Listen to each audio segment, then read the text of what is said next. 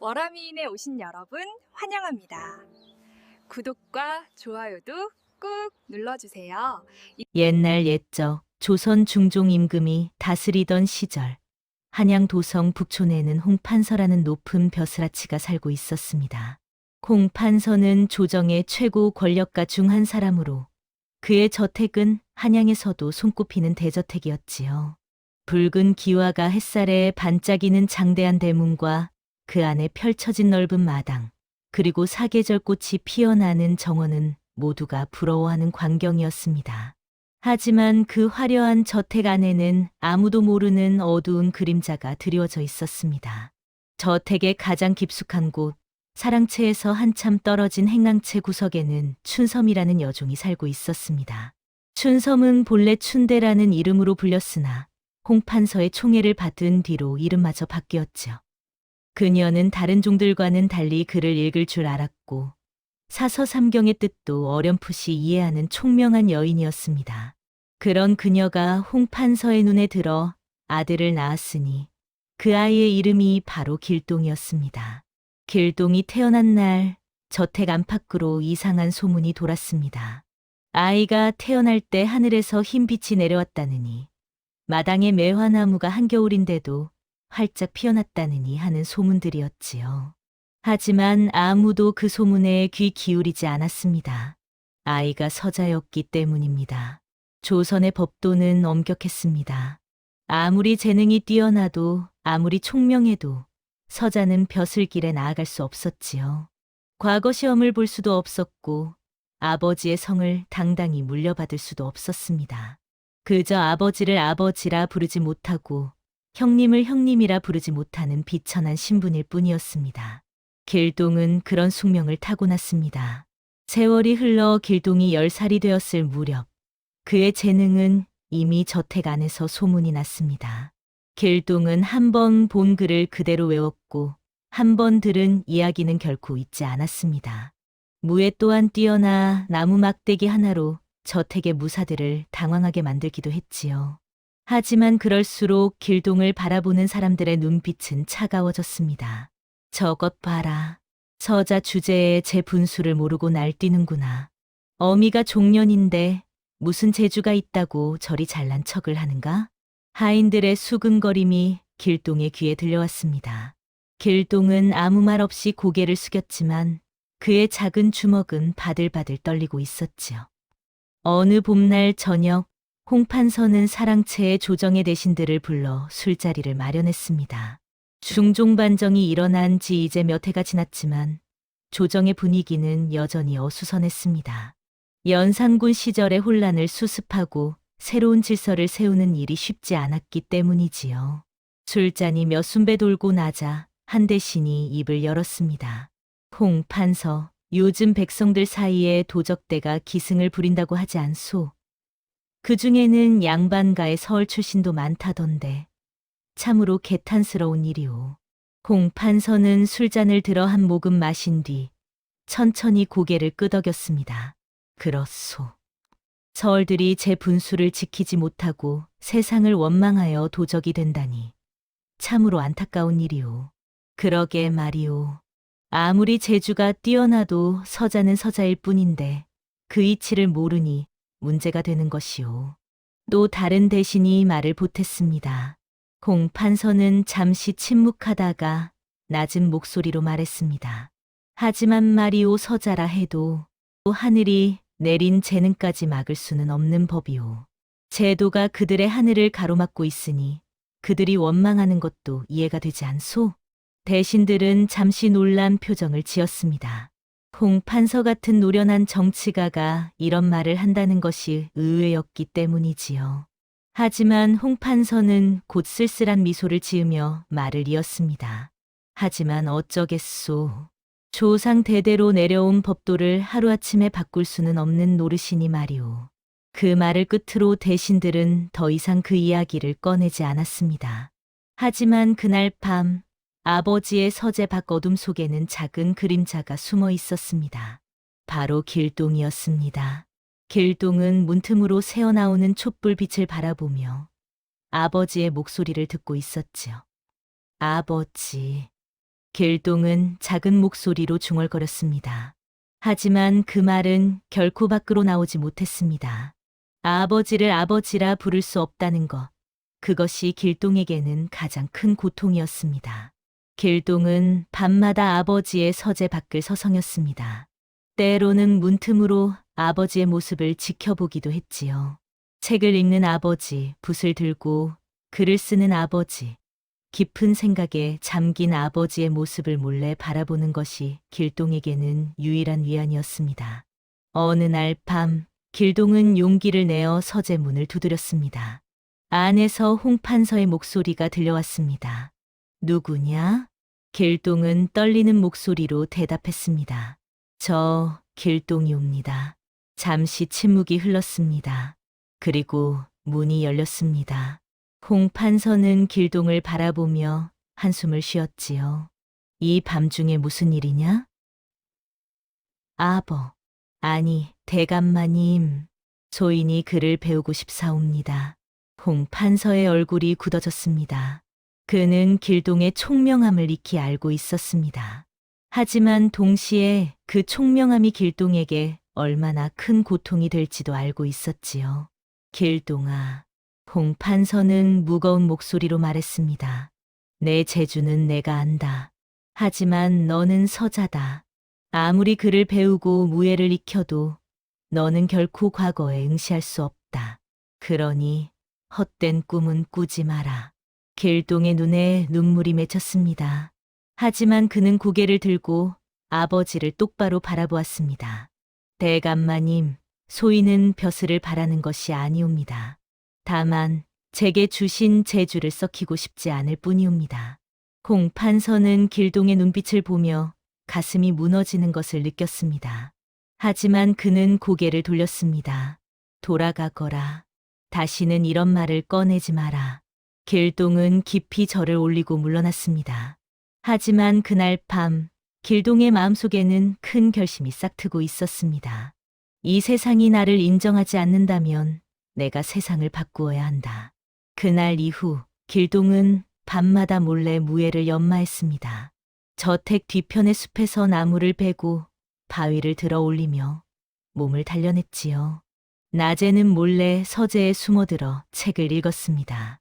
사서삼경은 물론이고 병법서와 도가의 서적까지 닥치는 대로 읽었습니다. 그러던 어느 날 길동은 숲속에서 이상한 물건을 발견했습니다. 커다란 백호의 가죽이었습니다. 누가 남겨둔 것인지 어떻게 이곳에 온 것인지 알 수 없었지만 그 가죽은 신비로운 기운을 품고 있었지요. 길동은 그 가죽을 소중히 간직했습니다. 그리고 그 가죽을 두르고 무예를 연마할 때마다 몸이 가벼워지고 힘이 솟는 것을 느꼈습니다. 마치 백호의 영혼이 길동을 돕는 것 같았지요. 세월이 흘러 길동이 15살이 되었을 무렵 저택에는 새로운 문제가 생겼습니다. 바로 길동의 이복형인 홍일동이었습니다.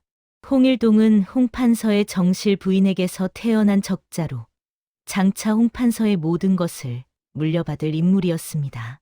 하지만 홍일동은 재주가 평범했고 학문에도 무예에도 그다지 뛰어나지 못했지요.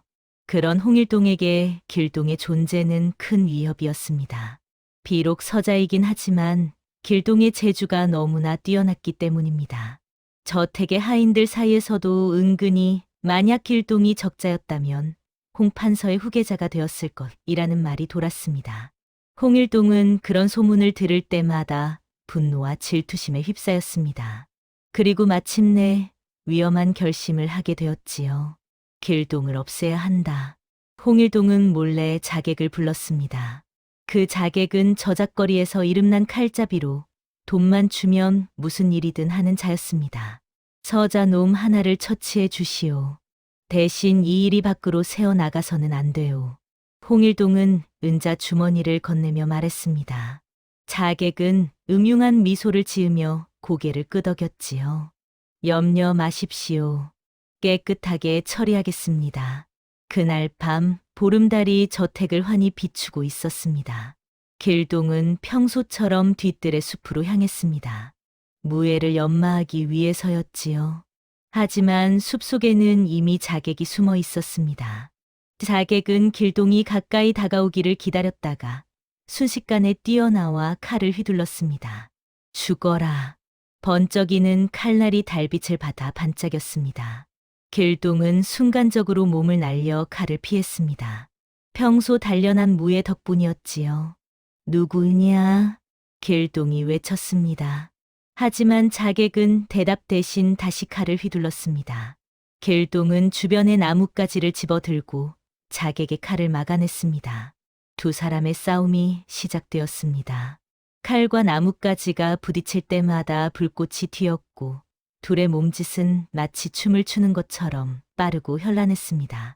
하지만 자객은 역시 노련한 칼잡이였습니다. 점점 길동을 몰아붙였고 마침내 길동의 어깨에 상처를 입혔지요. 길동이 비틀거렸습니다.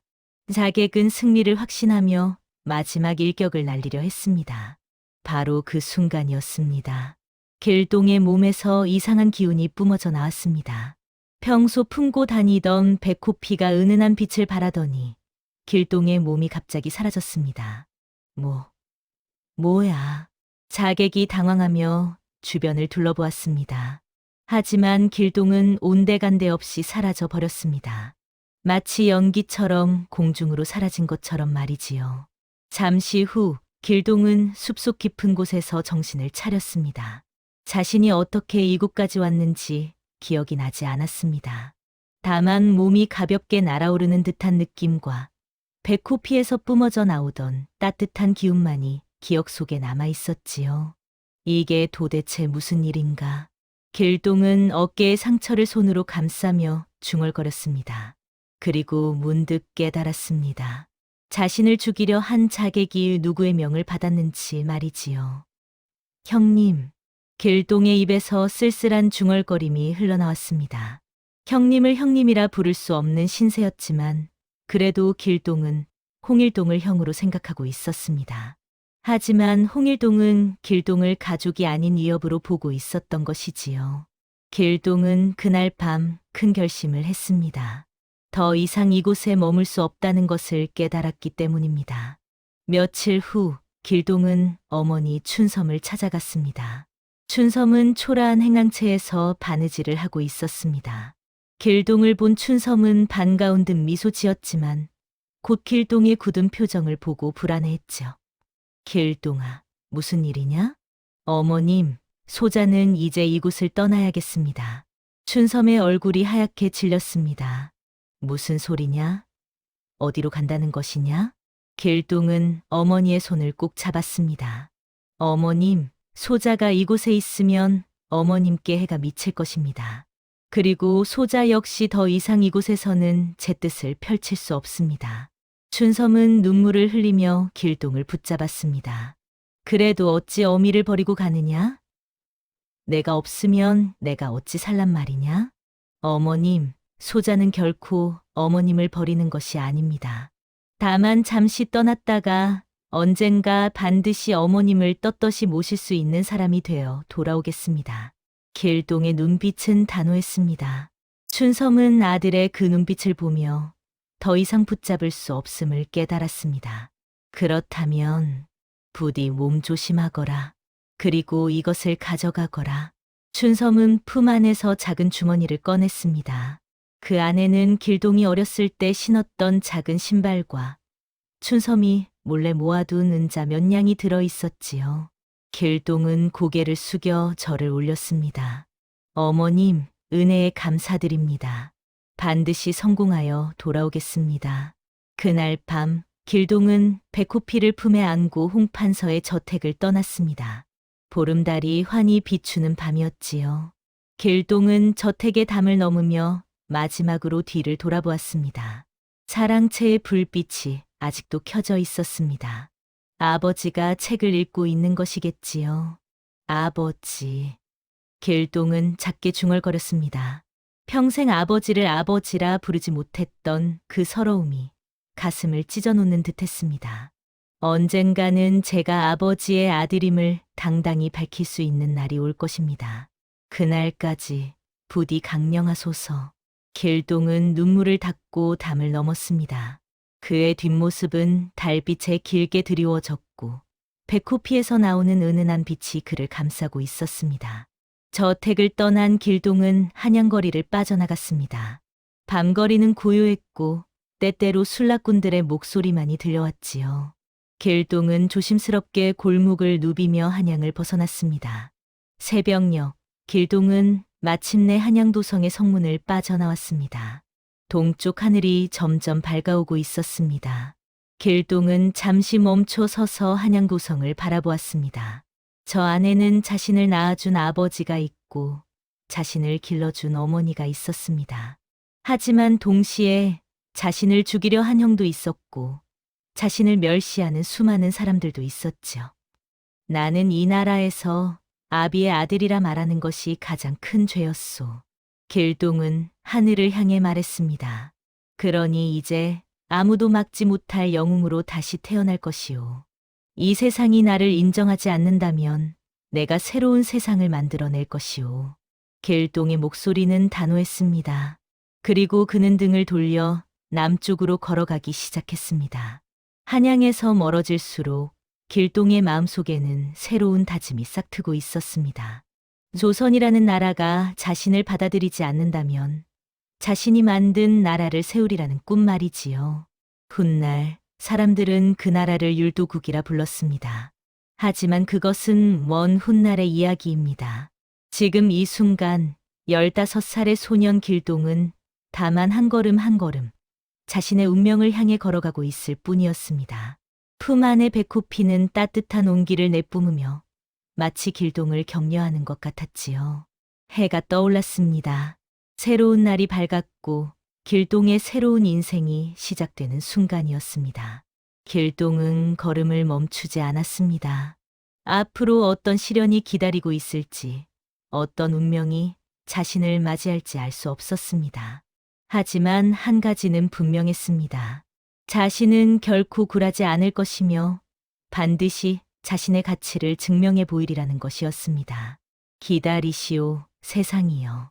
홍길동이라는 이름을 두고두고 기억하게 될 것이오. 길동의 중얼거림이 아침 바람에 실려 흩어졌습니다. 그리고 그는 다시 걸음을 옮겼습니다. 이것이 바로 홍길동의 시작이었습니다. 조선 역사의 길이 남을 영웅의 그 첫걸음이었습니다. 여러분, 오늘 이야기는 여기까지입니다. 홍길동이 조선을 떠나 어떤 모험을 겪게 될지, 그가 어떻게 도적의 두목이 되고 마침내 율도국의 왕이 되는지 그 이야기는 다음 영상에서 이어집니다. 옛말에 백절불굴이라는 말이 있습니다. 어떠한 난관에도 굽히지 않고 이겨나간다는 뜻이지요. 길동은 비록 서자로 태어나 온갖 멸시와 천대를 받았지만 결코 자신의 꿈을 포기하지 않았습니다. 그리고 그 꿈을 이루기 위해 과감히 편안한 곳을 떠났습니다. 우리도 때로는 길동처럼 과감한 선택이 필요할 때가 있습니다. 불합리한 현실에 굴복하지 않고 자신의 길을 찾아 나서는 용기 말이지요. 다음 영상을 빠르게 만나보시려면 좋아요와 구독을 눌러주세요. 그럼 더 재미있는 영상으로 찾아뵙겠습니다. 모두 행복한 하루 보내세요.